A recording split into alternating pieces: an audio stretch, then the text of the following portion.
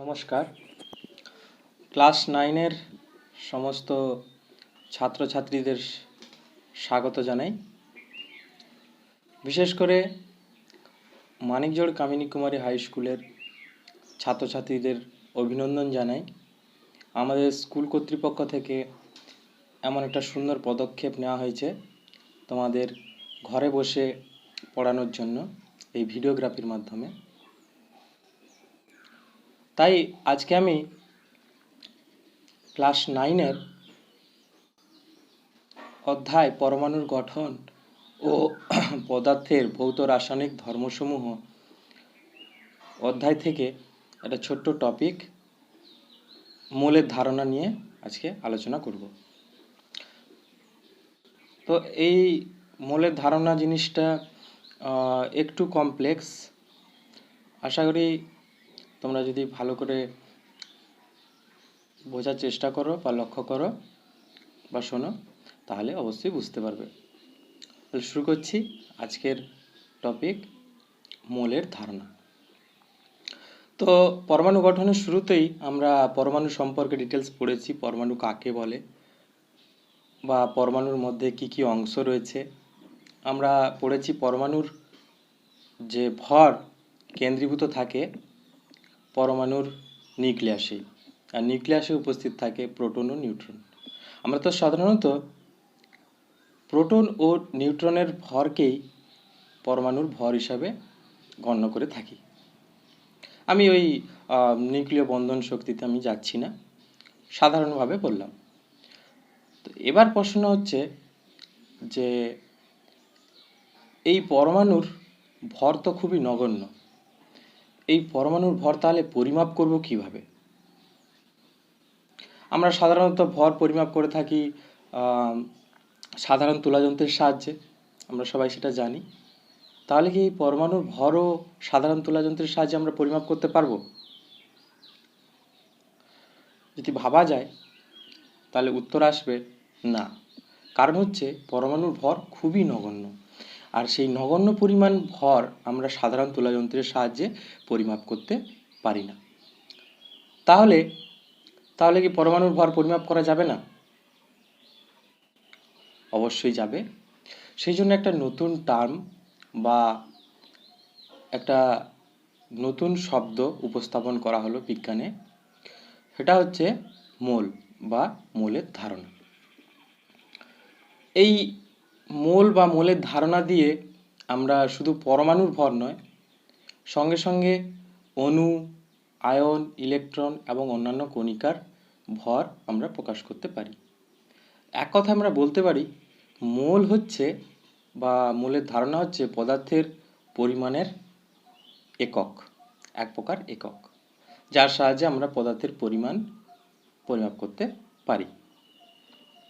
এই মোল শব্দটি এসছে ল্যাটিন শব্দ থেকে, যার অর্থ হচ্ছে সারি বা স্তূপ। তো এবারে তাহলে মোলের সংজ্ঞা বা ডেফিনেশনে আসা যাক। যদি এক লাইনে বলা যায় মোল কি, তাহলে আমরা বলতে পারি যে মোল হচ্ছে সেইটুকু পদার্থ বা সেই পরিমাণ পদার্থ যার মধ্যে অ্যাভোগাড্রো সংখ্যক কণিকা বর্তমান থাকে। তাহলে কি মোল হচ্ছে সেই পরিমাণ পদার্থ বা সেইটুকু পদার্থ যার মধ্যে অ্যাভোগাড্রো সংখ্যক কণিকা বর্তমান থাকে। এই যে কণিকার কথা বলছি, এই কণিকা হচ্ছে হতে পারে পরমাণু, হতে পারে অণু, হতে পারে আয়ন, হতে পারে ইলেকট্রন অথবা অন্যান্য কণিকা। তাহলে ততটুকু পরিমাণ পদার্থ যার মধ্যে অ্যাভোগাড্রো সংখ্যক কণিকা বর্তমান থাকে তাই হচ্ছে আমাদের মোল। তাহলে মোল সম্পর্কে ডিটেলস জানার জন্য বা মোল কি প্রকৃতপক্ষে সেটা জানার জন্য আমাদেরকে প্রথমে জানতে হবে অ্যাভোগাড্রো সংখ্যা বা অ্যাভোগাড্রো ধ্রুবক। তো চলে যাই সরাসরি অ্যাভোগাড্রো সংখ্যা বা অ্যাভোগাড্রো ধ্রুবক কি বা কাকে বলে। অ্যাভোগাড্রো সংখ্যা বা অ্যাভোগাড্রো ধ্রুবক কি না, 12 গ্রাম C12 আইসোটোপের মধ্যে উপস্থিত C12 পরমাণুর সংখ্যা। C12টা কি না, C12টা হচ্ছে কার্বনের একটা আইসোটোপ। আমরা সবাই জানি যে কার্বনের তিনটে আইসোটোপ, C612, C613, C614। এই তিনটে আইসোটোপের মধ্যে এই অ্যাভোগাড্রোর সংখ্যাকে ব্যাখ্যা করার জন্য আমাদের প্রথম যে আইসোটোপটা C612, সেই আইসোটোপটাকে নেওয়া হয়েছে। বলা হচ্ছে 12 গ্রাম C12 আইসোটোপের মধ্যে উপস্থিত C12 পরমাণুর সংখ্যা। মানে কার্বনের এই যে C12 আইসোটোপ, তার 12 গ্রাম যদি পরিমাণ নেওয়া হয়, তার মধ্যে যত সংখ্যক C12 পরমাণু থাকে সেই সংখ্যাটা হচ্ছে অ্যাভোগাড্রো সংখ্যা বা অ্যাভোগাড্রো ধ্রুবক। এই অ্যাভোগাড্রোর সংখ্যা বা ধ্রুবককে আমরা এই এনএ দ্বারা প্রকাশ করে থাকি। এনএ সিম্বল দ্বারা আমরা প্রকাশ করে থাকি। এটি একটি ধ্রুবক সংখ্যা আর এর মান হচ্ছে 6.022 into 10 to the power 6.022 into 10 to the power 23। ধ্রুবক সংখ্যা হওয়ায় এর কোনো একক নেই।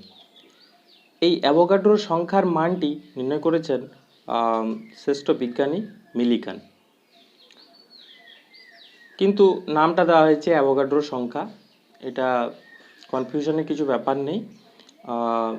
প্রমুখ বিজ্ঞানী অ্যাভোগাড্রোর কে সম্মান দেওয়ার জন্য ওনার নামেই এই সংখ্যাটি অর্পণ করা হয়েছে, তাই এটাকে অ্যাভোগাড্রোর সংখ্যা বলা হচ্ছে।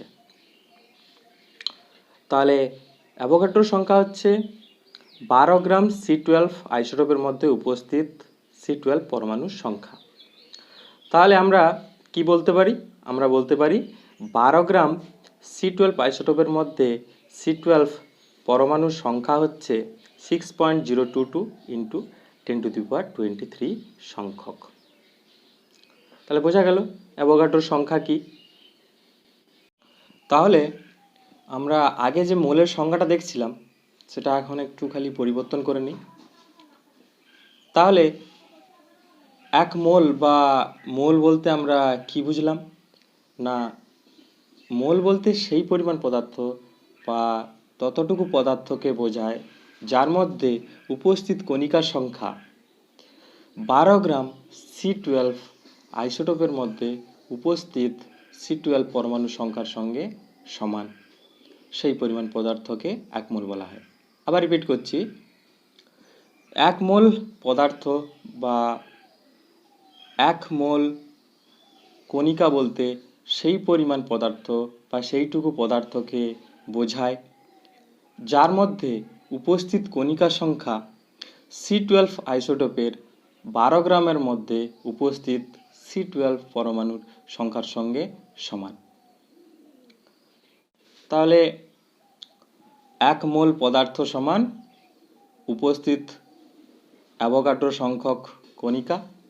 এখানে বারবার যে ওই কণিকার কথাটা বলছি আমি, কণিকা হতে পারে পরমাণু, হতে পারে আয়ন, হতে পারে ইলেকট্রন বা অন্যান্য কণিকা। তো এখন এই মোল সংক্রান্ত একটা দুটো উদাহরণ আমি তোমাদেরকে দেখাবো, দেখো তাহলে বুঝতে পেরে যাবে আশা করি। এখানে লক্ষ্য করো, দেখতে পাবে আমি লিখেছি 1 মোল সোডিয়াম পরমাণু। যদি আমি 1 মোল সোডিয়াম পরমাণু বলি তাহলে কতটুকু সোডিয়াম পরমাণুকে বোঝাবে না, সেটা বলা হচ্ছে 1 মোল সোডিয়াম পরমাণু সমান 6.022 ইন্টু 10 টু দি পাওয়ার 23 টি বা সংখ্যক সোডিয়াম পরমাণুকে আমরা বোঝাবো। তাহলে 1 মোল পরমাণু মানে সেই অ্যাভোগাড্রো সংখ্যক পরমাণুই হবে। একই রকমভাবে দ্বিতীয় উদাহরণটা যদি দেখি, 1 মোল অক্সিজেন অণু সমান কত বা কত সংখ্যক অণুকে আমরা বোঝাবো, সেটাও সেই 6.022 ইন্টু 10 টু দি পাওয়ার 23 সংখ্যক অক্সিজেন অণুকে বোঝাবে। এবারে এইখানে যদি আমি বলতাম 1 মোল অক্সিজেন পরমাণু, তখন কি হতো না, অণুর জন্য আমি O2 লিখেছি, পরমাণু যদি হতো তাহলে কি হতো, ও লিখতাম, অক্সিজেন পরমাণু যদি হতো 1 মোল অক্সিজেন পরমাণু, সেটাও সেই একই হতো 6.022 ইন্টু 10⁻23 সংখ্যক, তখন অক্সিজেন অণু না হয়ে যেত অক্সিজেন পরমাণু।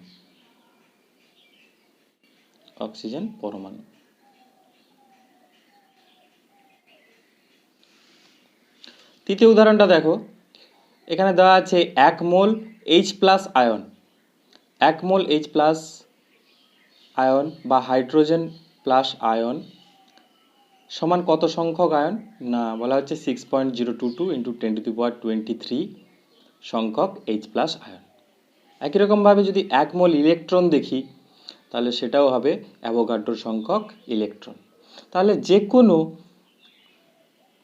পদার্থের পরিমাণের ক্ষেত্রে 1 মোল যদি আমরা বোঝাই বা বলি, তাহলে সেক্ষেত্রে হবে এই 6.022 ইন্টু 10⁻23 সংখ্যক কণিকা হবে। সে হতে পারে পরমাণু, হতে পারে অণু, হতে পারে আয়ন, হতে পারে ইলেকট্রন বা অন্যান্য কণিকা। এই যে সংখ্যা 6.022 ইন্টু 10⁻23 সংখ্যাটা মুখস্থ করার দরকার নেই, খাতাতে 2-4 বার প্র্যাকটিস করবে, তাতেই মনে থেকে যাবে। তাহলে 1 মোল পদার্থ বা কণিকার সম্পর্কে একটু ধারণা তোমাদের জন্মালো। এই যে মোল কথাটি বা মোলের ধারণা কথাটি বা অ্যাভোগাড্রো সংখ্যা, এটি রসায়ন শাখায় আবিষ্কার হলেও এর ব্যবহার কিন্তু বিজ্ঞানের অন্যান্য শাখাতেও যথেষ্ট পরিমাণে রয়েছে। আর একটা ছোট্ট ইনফরমেশন তোমাদেরকে দিয়ে রাখি, যাতে মিসকনসেপশন তোমাদের না হয়। এই অ্যাভোগাড্রো সংখ্যা বা মোল ধারণাটি কেবলমাত্র ক্ষুদ্র পরিমাণ ভর পরিমাণের ক্ষেত্রে প্রযোজ্য হয়। বড় বস্তুখণ্ড ক্ষেত্রে কিন্তু এগুলো প্রযোজ্য হয় না।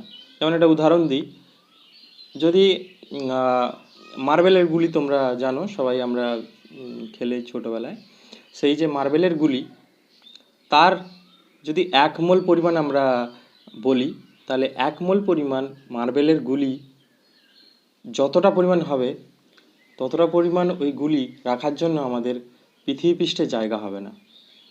তো মানে বুঝতে পারছো, আমরা বড় বস্তুখণ্ডের ক্ষেত্রে বা বেশি পরিমাণ ভর পরিমাপের ক্ষেত্রে পরিমাণের ক্ষেত্রে আমরা মোল কথাটি ব্যবহার করব না, ক্ষুদ্র পরিমাণের ক্ষেত্রে আমরা মোল কথাটি ব্যবহার করব। আজকে এই পর্যন্ত থাকুক, আশা করি একটু বুঝতে পারলে। আর কোথাও যদি কারো অসুবিধা থাকে অবশ্যই কমেন্টে জানিও। আর পরের ক্লাসে এর পরে যা যা রয়েছে আলোচনা হবে, এবং পরে এই মোল সংক্রান্ত অনেক অঙ্ক রয়েছে, প্রবলেম রয়েছে, সেগুলোকে আমাদেরকে ধীরে ধীরে করে ফেলতে হবে। সবাই বাড়িতে থাকো, সাবধান থাকো।